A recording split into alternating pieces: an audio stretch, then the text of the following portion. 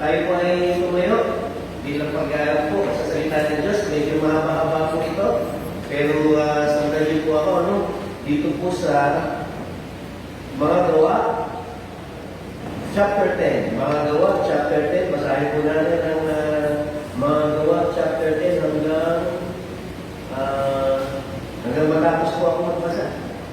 Amen. Dito, sabi po dito, sa Cesarea ay may isang lalaking nagngangalang Cornelio, kapitan ng isang kumpanya sa Coorte, Italiana, ng hukbong Romano. Ang taong ito ay sumasamba at may takot sa Diyos. Dahil binubuong sa bahay niya, palagi itong nagbibigay ng tulong sa mga Hudyo at laging nananalangin sa Diyos. Minsan, mag-iikatlo ng hapon, nagkaroon siya ng isang pangitain, kitang-kita niya, pumasok sa bahay niya ng isang anghel ng Diyos at tinawag siya. Siya'y tumingin at takot na sumagot, "Ano po iyon, Ginoo?" Sinabi sa kanya ng anghel, "Pinalugdan ng Diyos ang iyong mga dalangin at ang ginawa mong pagtulong. Magsubo ka ngayon ng ilang katao sa Jope upang sunduin ng isang taong ang ngalan Simon na tinatawag din Pedro. Siya'y naluluyan kay Simon mamumulti ng katat na nakatira sa tabi ng dagat." Verse 7. Pagkaalis ng anghel, tinawag ni Cornelio ang dalawa sa kanyang mga utusan at isang kawal na may takot sa Diyos, isa sa mga nakatalaga sa paglilingkod sa kanya. Verse 8. Sinalaysay niya ang mga ito sa mga pangyayari sa kanyang utusan sa Jope. Verse 9. Kinabukasan ang malapit na sa Jope ang mga inutusan ni Cornelio, si Pedro na may umakyat sa bubungan upang manalangin. Magtatanghalin tapat na noon at siya'y gutom na, ngunit habang inihahanda ang pagkain, siya'y nagkaroon ng pangitain. Verse 11. Nabuksan ang langit at nakita niyang tinutubos sa lupa ang isang waring malaking pugot na nakabitin sa apat na panalaman. Verse 12. Daroon ang lahat ng uri ng hayop, mga lumalakad at lumagapaw sa lupa at mga lumilipat sa himpapawid. Verse 13. At narinig niya ang isang tinig na nagsabi, "Tumindig ka, Pedro, magpatay ka at kumain." Verse 14. Ngunit sumagot si Pedro, hindi ko magagawa iyan, Panginoon. Kailan ba hindi ako kumain ng anumang bagay na inunuring ng marumi o di karapat-dapat? Verse 15. Muli niyang narinig ang tinig at nasabi sa kanya, "Huwag mong ituring na marumi ang nilinis ng Diyos." 3 ulit na nangyari ito at pagkatapos ay binatag na patas ang bagay na iyon. Verse 17. Samantalang iniisip ni Pedro ang pahulugan ng pangitain iyon, dumating naman ang mga sinugo ni Cornelio nang malaman nila ang bahay ni Simon. Sila'y pumunta roon at nagtanong kung doon nga nanunuluyan si Simon na tinatawag ni Pedro. Pinagbulay-bulay pa ni Pedro ang pangitain ng sabihin sa kanya ng Espiritu, "May 3 lalaking naghahanap sa iyo, manawag ka kung magpatuloy sumama sa kanila sapagkat ako ang nagsugo sa kanila." Kaya pumalawag si Pedro at nagsabi sa mga tao, "Ako ang hinahanap ninyo. Ano po ba ang may paglilingkod ko?" Verse 22. Kami po'y pinapunta rito ni Kapitan Cornelio at nila siya'y mabuting tao at may takot sa Diyos at iginagalang ng bansang Hudyo. Sinabi ko sa kanya ng isang anghel na ipasundo kayo at pakinggan ang sasabihin ninyo. Pinatuloy sila ni Pedro at doon pinatulog ng gabing iyon. Amen. Kapalayan ang pagkapasa ng salita ng Diyos, tayo po ay langit. Ang maraming mga pangyayari sa lahat, maraming salamat po muli sa araw na ito na yung pinatulog na ang inyong Panginoon ay muling makapagtutuloy-tuloy ng iyong mga salita. Nawa po ang mensahe ninyo po pinagkaloob sa amin ay may sabuhay po namin at maintindihan po namin upang sa ngayon ay maging malugod po kayo sa amin po pagkasaserve sa inyo, Panginoon. Maraming salamat po, Panginoon. Itago niyo po ako sa inyong likuran. Huwag po makita ng pagkatao. Kundi ang makita po ay ang kaliwanagan at kapangyarihan ng iyong mga salita. Maraming salamat po, Panginoon. Kung sa mga nagdalangin sa pangalan po ng ating Panginoon Yeshua Christ. Amen. Maraming tayo po. Amen. Amen. Dito po ang istorya po ni Cornelio. Siguro po, alam na po kung sino si Cornelio. Siya ay isang Italiano, siya isang kapitan, at naghahawakan ng mga upo ay 100. At makikita po natin yung kalagayan ni Cornelio dito, no? na siya ay isang lalaking kapitan ng isang kumpanya sa Coorte, Italiano na hukbong Romano. At siya ay sumasamba, may takot sa Diyos, ngayon din ang kanyang sambahayan. Palagi itong nagbibigay ng tulong sa mga Hudyo at lagi nananalangin sa Diyos. So, ibig po sabihin, ito si Cornelio napakabait na tao. Kaya po ba? Lagi siyang patulungin. Pag siya nilapitan, tutulong po siya. Lagi po siya, magdasalin din po siya. Kaya po ba? Lagi siyang nagdarasal. Ngayon po, dito po makikita nyo po yung mayroon po palang isang tao na napakabait na tao, na napakatulungin na tao, na wala kang maipipintas na tao.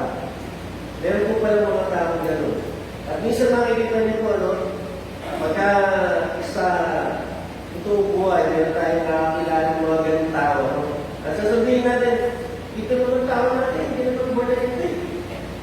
Hindi naman tinanggap ang Panginoon. Yesu ang Kristo ito sa tao ito. Napakabait nito. Ewan po ba? Meron pong tao gano'n. Di po ba? At meron din naman tao na kabaliktaran ni Cornelius. At malalaman din natin, hindi rin siya safe. Hindi rin siya ligtas. Hindi rin siya ligtas. Kaya dalawa po yung klase ng tao na yan eh. Pwede kang maging mabait, pwede kang hindi maging mabait, pero hindi ka ligtas. Yun yung kulang kay Cornelius eh. Ano po ba? Si Cornelius, hindi siya ligtas. Ano po ba? Kasi nung nagkasal na siya, sabi ng Panginoon, narinig ko yung inyong mga panalangin. Ano po ba? Tatandaan ko po, iba po ang dasal, iba po pagdasal, pagkahumingi ng tulong sa ating Panginoong Yeshua, yung kanyang mga anak, iba. Sapagkat pagka tayo ay naglalangin at humingi ng tulong sa ating Panginoong Yeshua, agad-agad na itong narinig at agad-agad na itong nakikilala at sinasabi, ito ay anak ko na may hinihiling sa akin at aking siyang pakikinggan. Ngayon, ang tanong, Brother Sito, bakit nananalangin ito na hindi naman siya, hindi naman siya savior. Pero bakit narinig mo yung panalangin? Ano po ba? Ano? Meron po tayo mga panalangin. Nananalangin po tayo sa Diyos na hindi Diyos. Lalo na pag hindi tayo safe. Ano po ba? At lahat na yun, naririnig ng itong Diyos. Ako hindi po. At lahat na yun, naririnig ng ating Panginoong Yeshua. Lahat ng panalangin na yun, ikaw ay nananalangin kay Buddha, ikaw ay nananalangin kay Muhammad, ikaw ay nananalangin kay Confucius. Lahat na yan, naririnig ng totoong Diyos na buhay natin. At yun yung ating Diyos na buhay. Ano po ba? Yun po yung nangyari, narinig niya yung mga hinaing at dasal ni Cornelius. Kaya, naawa sa kanya ang Panginoon. Na-remember niya, yung lagi siguro ting umaga o ting gabi, nagdarasal lagi yung pamilya ni Cornelius sa maling Diyos. At narinig ng Panginoon yun, kawawa naman itong tao to, mait na ito, matulog ito. Pero hindi ligtas yung kanyang kaluluwa at mapupunta sa impyerno. Ano po ba? Kaya ako, yung mensahe mo ginawa, ano po yun eh? Christmas story po yun eh. Ano po? Kaya nakita ko po, nung nag-preach si Atty. Paul, nakita ko na ipahayag ng ganda kung ano yung dapat natin, kung saan tayo dapat mag-focus pag Christmas eh. Di po ba? Di tayo dapat mag-focus doon sa mga side na yung nakapagpapaligaya sa atin sa Christmas, na minsan yung regalo na magpapaligaya sa atin sa Christmas, minsan yung tatanggapin natin na magpapaligaya sa atin sa Christmas, pero yung totoong meaning ng Christmas, yung bakit ba talaga dumating at pinanganak ang ating Panginoong Yeshua dito sa mundo ito. Pero po ba? Sa palagay ko, ang reason kung bakit talaga dumating ang ating Panginoong Yeshua at pinanganak dito at nagkaroon ng kapaskuhan ay dahil sa dumating ang Panginoon ang Diyos na tagapagligtas ay naging tao Para ano? Para iligtas ang tao. Kaya po ba? Yun yung talagang essence ng Christmas. Yun yung talaga na gusto ng Panginoong Yeshua Christ na lahat ng tao ay maligtas. Kaya po ba? Kaya saan naman kayo sa krus ng Kalbaryo para maligtas? Kaya po ba? Kaya makikita ninyo, pagka may naman kayo dito, mga pastor, nag-preach, mag-soul winning kayo, mag-soul winning kayo, mag-soul winning. Ano? Mangalam kayo ng kaluluwa. Lagi yung sinasabi, lalo na pag sinabi, yung ating misyon. Ano, hindi na gagawin na natin Panginoong Yesus Christ, kundi tayo na yung gagawa. Kaya po ba? Ngayon, pagka pakikinggan nyo yung pastor, tapos mag-survey kayo, iniisip natin, ito lang dekada na to, o ito lang panahon na to, ito lang 90 na to, iniuutos? Hindi eh. Makikita po natin na lahat po ng nangyari sa atin, ano po, nung hindi pa tayo nariligtas, lahat ng nangyari sa atin, ang may kaluluwa po lahat yan, walang iba, kundi ang ating Panginoon. Kaya tayo lahat narito, iniligtas ng ating Panginoon, tinanggap natin ang ating Panginoon Yeshua Christ bilang Diyos natin tagapagligtas, sapagkat minsan, isang panahon may isang taong lumapit sa atin, may mga kamag-anak na lumapit sa atin, may mga pastor na lumapit sa atin, may mga nag-preach na narinig natin yung pinapangalan, at nanampalataya tayo, naintindihan natin at tinanggap natin ang ating Panginoon Yeshua Christ, at doon tayo naligtas. Ayan po ba? At lahat tayo may mga experiences kung paano tayo naligtas. Ako po, nung naligtas ako, yun po aking anak doon si Graciela natin, isa po ikaw na natin, palipat-lipat na po kami ng hospital, kasi hindi siya sa dinala po nila, kami nila Daddy Romeo sa hospital yun. Ha? Oo, doon. Pagkatapos, na siya doon ng 2 weeks. Tapos, kung saan-saan na po siya sinaksalan, pumuputok na yung ugat niya hanggang sa paa.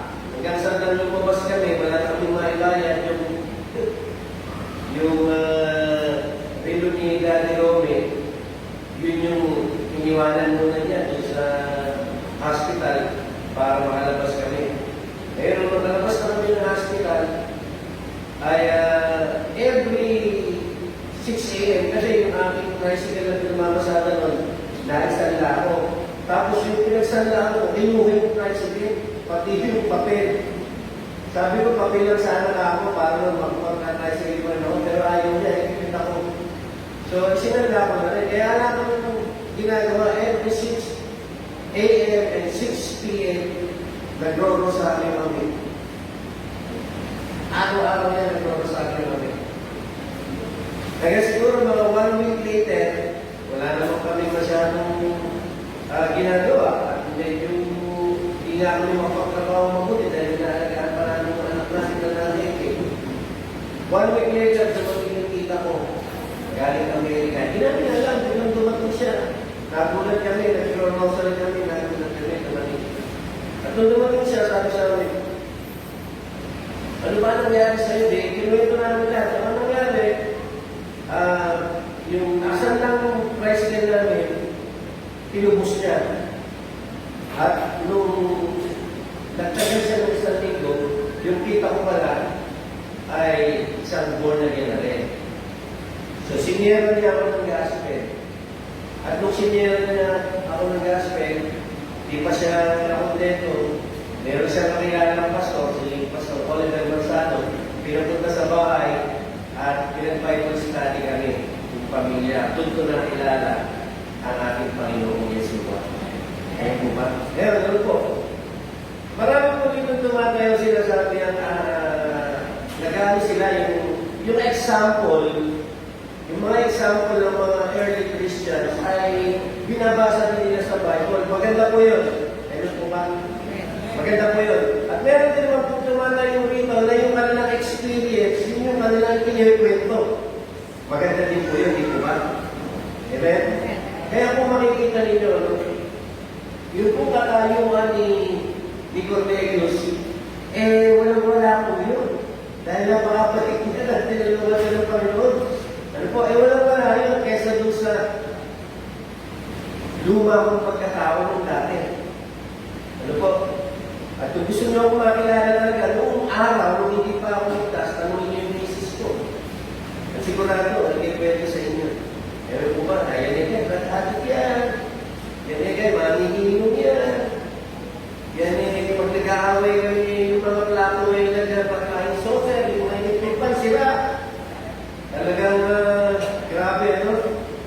So, yun po yung nung hindi pa ako ligtas, nung hindi pa kami ligtas, pero nung niligtas kami ng Panginoon, tinuro sa amin yung katotohanan ng gagaling sa kanilang salita. Unti-unti po, nagbago kami.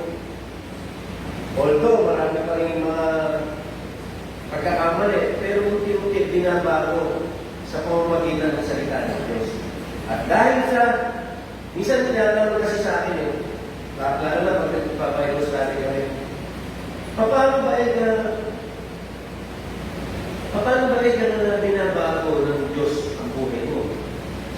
At sa akin, mababago pa kaya ako? Kaya lagi ko sinasabi sa lahat ng Bible study namin, ipinapangaral ko yung salita ng Diyos sa John 3:16. Kailangan mo munang tanggapin ng ating Panginoon Yeshua Christ bilang yung Diyos na tagapagligtas bago ka mabago. Sapagkat hindi mo kayang pagbaguhin yung sarili mo nang walang tulong ng ating Panginoong Yeshua.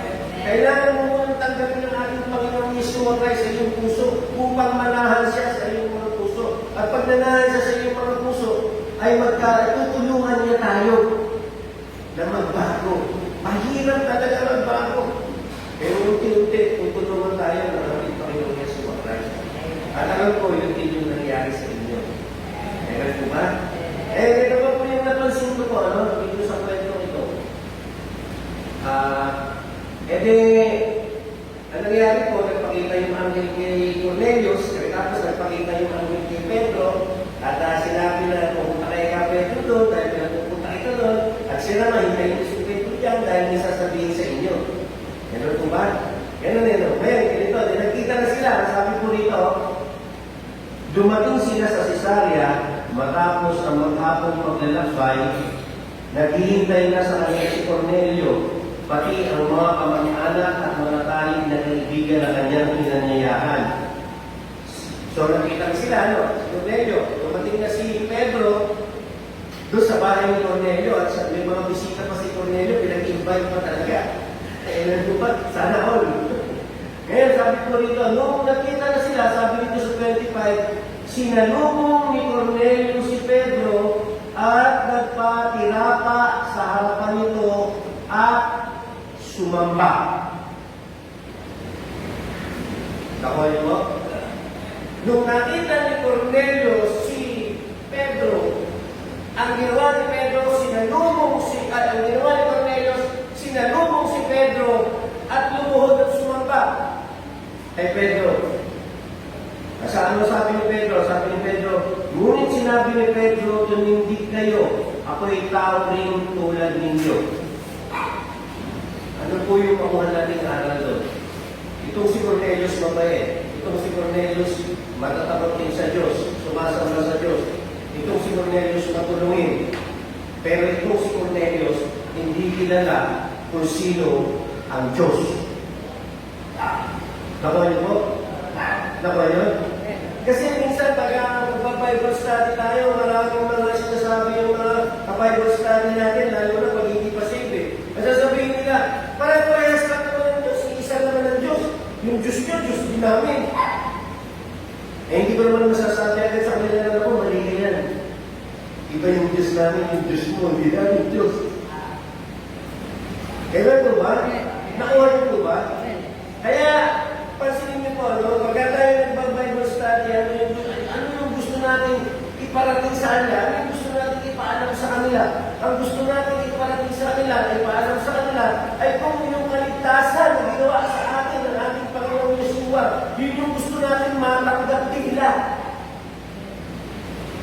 Kailan po ba? Dahil nakikita naman natin kahit mabait ka, kahit anong gawin mo, hindi ka pa niligtas. Kahit naman walang yan, bakit si Saul? Dati si Saul, na naging Paul. Diba? Para lang yun, makapili. Susot ng bayo, kung si Tato, Kristiyano yan. Papatayin yung Kristiyano. Tinawag ng Panginoon. Naglingkod pa sa kanya. Amen po ba? Amen? Marami pong mga sitwasyon na yan. Kaya ma'am, tatakasin ko na kayo, sabihin ba, brother, sino ba? Ipinipreach mo yan. Dapat na pinipreach mo yung Pasko. Siyempre. Amen po ba? Ito nga po ang pamagat nito. Ang pamagat mo ito, yung maibibigay mong best gift sa Pasko ay walang iba kundi yung kaligtasan tinanggap natin sa ating Panginoong Yeshua at i-share natin sa iba. Okay? Ano ito ba? Kaya nasabihin niyo, Brother Sito, napakahirap naman yung sinasabi mo na yan eh. Lalo na hindi makilala yan. Diba? Sasabihin ko naman sa inyo, may mga kilala kayo, may mga asawa kayo, may asawa kayo, may kapatid kayo, may anak kayo, may magulang kayo. Nakasama niyo sa bahay, pero hindi pa nakakakilala sa ating Panginoon Yeshua. Amen po ba? Amen. At ako'y naniniwala, pagka kayo tinutulungan ng banal na Espiritu ng Diyos, kahit nasa saan kayo, minsan nahihiya tayo lumapit doon sa tao, kasama natin, kapatid natin, magulang natin. Minsan nahihiya tayo sa kanila, kasama natin sa bahay, nahihiya tayo magsalita sa kanila. Pero alam niyo po ba, hindi po tayo magsalita. Ang ipapakita lang po natin sa kanila ay kung paano tayo nabubuhay. Nakasama ang ating Panginoong Yeshua Christ at yun, makikita nila. Ayan po ba? Bigyan ko lang po kayo ng konting kwento pa. Noong po panahon ng COVID, ito po aming si Daddy Rome, nandun sa San Leonardo, may uuwi ngayon yung kanyang apo. Panahon ng COVID, natakot. Sabi, si Allen, umuwi, natakot. Kaya ginawa, tumawag kay Ria, dyan muna nga hita ako, kahit mga isang buwan, at umuwi dito si Allen, baka makawa pa ako ng COVID. Sabi niya. So, sa mga tweet, sa amin tumira si Daddy Rome. At nakita ni Daddy Rome yung buhay namin. Every Sunday, kasi wala nang church doon kasi COVID eh. Every Sunday, nagkakaroon kami ng Bible study ng aming mga anak, nila Ella, na sa Messenger, nagkakaroon kami, nagre-welcome. Sabi ka ni Daddy yun. Kasi sabi sa akin ni Daddy Rome, alam mo, kasi nag-uusap kami, kasi mapaglingkod din siya. Sabi niya, gusto ko yan yung ipunin lahat ng mga Knights of Columbus, pagkatapos, magpa-Bible study sila. Sabi ko naman kay Daddy Rome, sabi ko, bakit titipunin mo ako yung Knights of Columbus, bayar ka ako tipunin yan? Sabi ko, kagasas ka ba dyan? Ba't hindi mo ang tipunin mo ay yung ating pamilya at doon tayo magsimula doon sa pamilya natin mag-Bible study tayo. Yung po yung naging simula ng Bible study po namin mga Rosales family. Nung umuwi na si Daddy Rome doon, inassemble na niya yung Bible study at nakapag-Bible study na po kami. Na ngayon yung aming Bible study na yun, ang pinag-iwanan po nun, pinigay yung baton, dito sa pamangkin kong si Brunel. Kaya kalapaan po natin ang Panginoon sa buhay nila.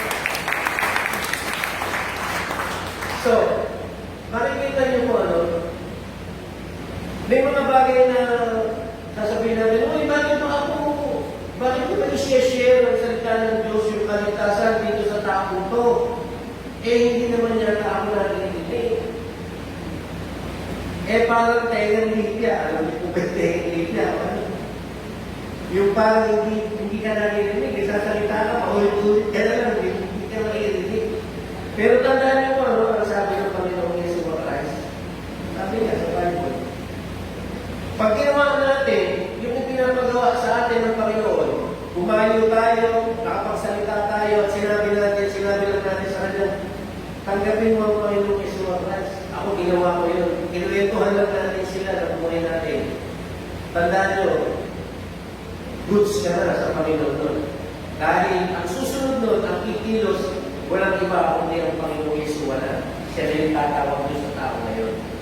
Ang pinakamahalaga, natanda natin siya ng salita ng Diyos. Pero po ba? May parang natin ang Panginoon. At kung po kayo mag-discourage, kung kayo ay nakapagtanim ng isa, dalawa, tatlo, o araw-araw kayo nagtatanim, huwag po kayo mag-discourage. Sapagkat hindi po tayo ang nakakapag-convict doon sa tao. Ano ibig sabihin nun? Hindi po tayo ang makapagpapapunta sa kanya dito sa church. Hindi po tayo ang makapagpapabago ng buhay niya. Kung hindi, yung ating Panginoong Yesuwa. Salamat po. Kaya po ba? Kaya matuwa na po tayo. Pag ginawa natin yung part natin para maligtas yung ating mga mahal sa buhay. At yun po, yung pinaka magandang gift kaya may pagkakaloob natin sa ating mga mahal sa buhay ngayon ang Pasko nito. Ano po ba? Sa last po, babasahin ko po, sabi ko ito. Nagkita na po sila ni Pedro.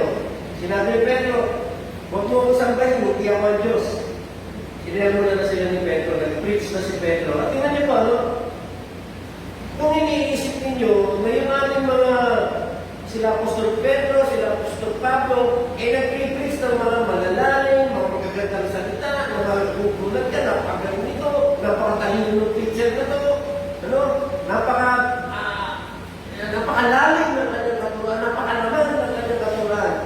Magugulat kayo kung ano lamang ang ipinreach ni San Pedro, ni Apostol Pedro. Babasahin mo po tabi niya. At nagsalita si Pedro nga sa verse 34 po, sa mga Gawa 10 verse 34 hanggang sa 43. Sabi niya, at nagsalita si Pedro ngayon pulubusan ng kanto na walang itinatami ang Diyos. Nalulugod siya sa sino mang may takot sa kanya at gumagawa ng matuwid kahit saan bansa. Ibinigay ng Diyos ang kanyang salita sa mga Israelita sa kanila, niya ipinahayag ang mabuting balita tungkol sa pakipagkasundo sa pamamagitan ni Yeshua Christ, ngunit siya ay Panginoon ng lahat. Alam niyo ang nangyari sa buong Judea nagsimula sa Galilea na ang mga rasyuman tungkol sa bautismo. Ang sinasabi ko ay tungkol kay Yeshua ng taga-Nazaret. Ipinagkaloob sa kanya ng Diyos ang Espiritu Santo at ang kapangyarihan din ng katunayan na siya na ang hiniran sapagkat sumasa kanya ang Diyos. Saan man siya kumaroon ay gumagawa siya ng kabutihan at nagpapagaling sa lahat ng pinahihirapan ng Diablo. Verse 39, saksi kami sa lahat ng ginawa niya sa lupain ng mga Hudyo at sa Jerusalem. Gayunman siya ay ipinako nila sa krus, ngunit muli siyang binuhay ng Diyos sa ikatlong araw. Napakita siya, hindi sa lahat ng tao, kundi sa amin lamang na noong pang unay pinili na ng Diyos bilang mga saksi. Kami ang nakasama niya kumain at uminom pagkatapos na siya'y muling mabuhay. Inatasan niya kaming mangaral sa mga tao at nagpatutuo na siya ang itinalaga ng Diyos na maging hukom sa mga buhay at mga patay. Kaya ano po kung ano yung sinabi. Ano po, parang yung pag may tumatayo dito sa mga preacher at mga pastor, kaya tapos papagitin yung John 3:16, and for God so loved the world that He gave His only begotten Son, that whosoever believe in Him should not perish but have everlasting life. Meron po bang pagkakaiba doon sa sinabi ni Pedro at doon sa John 3:16? At yung mga pinapangaral ng mga pastor ngayon, meron po bang pinagkaiba? Wala po, hindi po ba? At minsan, pagka tumayo rito ang pastor, kahit na sinong minsan natatayo rito at pagkatapos ay manangaral ng kaligtasan, minsan, naboboard tayo. Nakilala ko na, alam ko rin. Alam ko rin. Nakuha niyo po ba? Nakuha niyo. Pero yun po yung pinaka-importante. Yun po yung dapat i-inculcate sa ating mga isipan. Yun po yung hindi natin dapat kalimutan.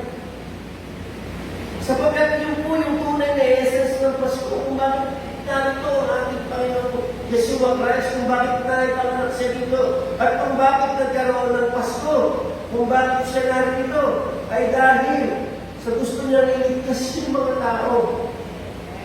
At ipinapakita ko naman po sa inyo na yung ginagawa po natin ngayon, ano po? Na pagsasabi, pagsishare ng banal na salita ng Diyos tungkol sa kaligtasan, ay yung lamang ang ginagawa ng ating mga apostol. Apostol Pedro, Apostol Pablo, wala po kayong marinig sa kanila. Kundi pagka po sila nag-preach, ating pre-preach nila, ay ang ating Panginoong Yeshua Christ, ang kanyang pagkamatay, ang kanyang pagkabuhay na muli. Ano po ba? At kung bakit siya namatay, kung bakit siya pinako sa krus. Ano po ba? Nakuha niyo po ba? Kaya po sa atin, sa katapos na po sa ano po, ang pinakamaganda po Christmas gift na may pagkakaloob natin. Kung nag-iisip kayo, ako'y nagpapasalamat dahil maaga yung Christmas gift ko kahapon. Nabigyan ako ng rice cooker at saka pang spaghetti, no? Dahil ko nga po sa inyo, no? Yung rice cooker po namin, sira na. Pinapagawa na naman mas nag-iinit, natatakot ako pagka ginagamit. Kaya nung nagpunta kami kay Santa Claus Ronil, nakabundon kami, nagbigay ng aming pamangkin. Nagbigay ng mga blessings sa lahat ng mga workers niya, at saka ng mga magulang niya, mga kapatid niya. Lahat kami. Meron kami kay Santa Claus Ronil. Alam mo po ba, nung binuksan po natin yung nakuha namin, alam mo po makuwi, kontua. Sapagkat kung ano yung kailangan namin, yun yung pinagkaloob ng Panginoon. At hindi mo expected yun. Alam niyo po ba yung mga bagay na yung maliliit na bagay? Pero magugulat ka sapagkat makikita mo yung provisions ng Panginoon sa buhay natin. Ito pa, yung pakuna yung patotoo eh. Pangalawang patotoo, yung ating si Ate Cherry.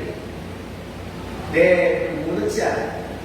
Binakuan, meron nakabalit eh. Nung umupo na siya, binuksan niya.